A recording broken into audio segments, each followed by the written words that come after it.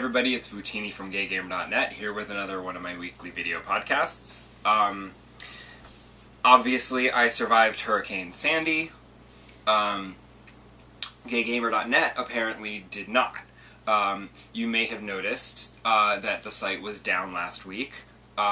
That's because, I didn't know this, but apparently our server is located in Lower Manhattan, which due to a huge explosion at a Con Ed facility on the FDR in Lower Manhattan, everything below 39th Street was plunged into darkness for pretty much the entire week.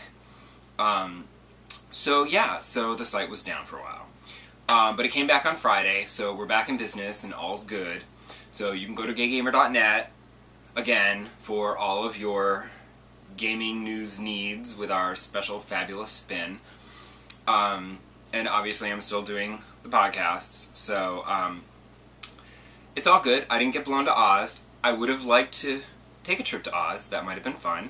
But I actually had very little problems. Our lights flickered here in Brooklyn a couple of times, and the night of the actual storm on Monday night, we lost our cable TV and internet like somewhere around like 8 or 9 o'clock, which is annoying because then I couldn't watch Drag Race. But it was fine because when I got up the next morning on Tuesday, the storm was over and the TV and internet was back. So yay! Then I could watch all the news reports about how bad it all was. Our neighborhood got lucky. We're not in a flood zone in Brooklyn. We're surrounded by flood zones, but we're not actually in a flood zone, so we're good. We're also on the 3rd floor, but we never lost power, we never had any major damage. There were some downed trees in the neighborhood, but nothing like, I never saw any windows blown out or anything, so our neighborhood got off really lucky compared to a lot of the other ones. They got fucked up but good. It is not a good scene. So basically last week was kind of crazy.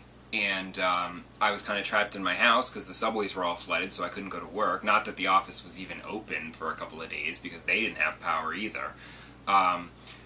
So I basically just sat around the house and watched TV and played video games.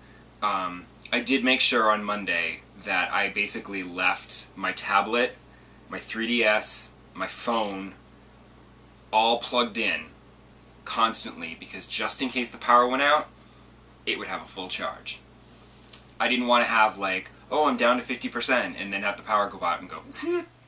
So, like, everything was plugged in, like, constantly, just in case the power went out. But it didn't. But I had my 3DS just in case the power went out, and then I could amuse myself because I have been playing Professor Layton and the Miracle Mask. And it's fantastic. I'm actually not sure how close I am, how far along I am in it, so I'm not quite sure when to tell you to look for a review on the site, but as soon as I finish the game, I will be posting a review, but spoiler alert, it's awesome. I mean, it's a Professor Layton game. They're all pretty much the same. So if you like the Professor Layton series, you'll like this one. It's not a first-person shooter or something, it's the same kind of game, so there's really no difference. So, if you like Professor Layton and you have a 3DS, you should already be playing this. The only difference is that they had to kind of adjust the controls a little bit because everything has to be on the 3D screen so that it looks cool. So you're not actually you're not like tapping around on the touch screen to find the hotspots. You're sliding around while you're looking at the top screen. You're sliding around the touch screen to move a magnifying glass on the 3D screen, so, that took a little adjusting in the beginning, but it was fine. The only thing that I found slightly disconcerting is that the cutscenes are still the 2D animation style that is so awesome and amazing and beautiful. But then, because it's in 3D, they kind of, like, 3D convert it, so it sometimes looks a little weird, and you've got, like, just flat planes of people. And then, when they switch to the characters talking, they're now 3D models. But like cel-shaded models, so they have like the outlines, and it's funny because it was a little disconcerting at first to have the 3D models, which I totally understand because it's a 3D game, so it needs to be, it would look really lame to just have the 2D outline of the characters, you know, because it looks awkward in the cutscenes, because they kind of fake the 3D. So it would have looked weird, and it would have been kind of cheap and lame looking. So I totally get having 3D models for the characters. They look great. It was just a little disconcerting at first. Like, for the first, 20-30 minutes of the game. But then you totally get used to it, and they actually look really good. And then it just becomes disconcerting when suddenly there's a cutscene, and it becomes the 2D animation, and you're like, oh, wait. And then they cut back to the 3D characters, and that's the only point at which it's a little weird. But I kind of don't want them to do the cutscenes with the 3D models, because I've always really liked the 2D animation. It's just a beautiful style of art, and I don't want them to change that. So I will accept the swapping, and I'm kind of used to it now, so it's fine. And also, the best part of Professor Layton being in 3D, no, it is not the daily bonus puzzle downloads, which are fun. It is the fact that when you get the puzzle right, the pointing is in 3D. So he's like, aha! And the finger just comes right out at you, and it's the coolest thing. It's like it was made for 3D. I love it. So, I'll have a full review up. I mean, I can't imagine that it's going to go south in the end of the game. I guess maybe the story could turn out to be really stupid in the end when they explain the mystery, but so far, it's an awesome Professor Layton game with lots of puzzles, and the good kind that make you feel clever, and then those annoying sliding block puzzles that just make me want to tear my hair out. And then the math ones, because I just hate math. Oh, and the other thing that happened this past weekend, Wreck-It Ralph came out, and it's great. It's so good. I did see a tweet from a friend of mine. He retweeted somebody else who had said that if you want to see all the video game characters in Wreck-It Ralph, just watch the trailer because they're all in there. And it's kind of true, but it's kind of not true. Because, you know, I mean, obviously there's more footage and there's more stuff. But yeah, I'd say like 75% of the moments with the video game cameos from other characters are in the trailer. Because the thing is like, the movie starts with like lots of video game characters and stuff, and then it kind of settles down in one location and tells the story of the movie, and after a little while I was kind of like, oh, I kind of want to go back out and just get some more cameos, and then we can come back here. But, you know, that was just me being selfish and ridiculous. But it's a great movie, there's all kinds of fun cameos, and I cannot wait for the Blu-ray so that I can like pause all the scenes in Game Central Station so that I can like, oh, there's so-and-so, and oh, there's so-and-so. Because there were so many, I'm like, constantly just like, I couldn't focus on the movie because I was constantly checking the background for Easter eggs and cameos and such. I will say that the cast was good, like, the voice acting was fine, but, like, Jack McBrayer is just doing Kenneth. Like, it's his voice, it's very distinctive.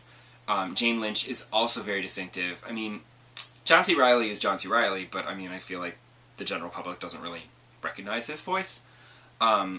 It's all the supporting cast where I did not know who any of those people were because they were putting on voices, or, you know, I just don't know their voices that well.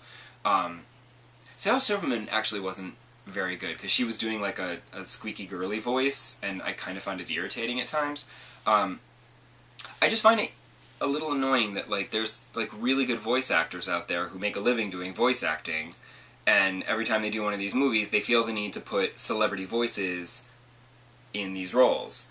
And I don't really get that, because what kid cares who, like, a kid doesn't care that Sarah Silverman is voicing this character. So why not find somebody who can do a really good squeaky girl voice and cast them instead? Because I don't feel like saying that this movie stars John C. Reilly and Sarah Silverman and Jane Lynch and Jack McBrayer is your selling point. Your selling point is it's a really fun cartoon about a video game world, you know? But that's just me, like, voicing my annoyance on behalf of voice actors around the world, who have now been replaced by celebrities. But yeah, Wreck-It Ralph is a lot of fun. There's so many good in-jokes, so many good cameos. Hell, the Konami code makes a cameo in the most hilarious way. It's so good.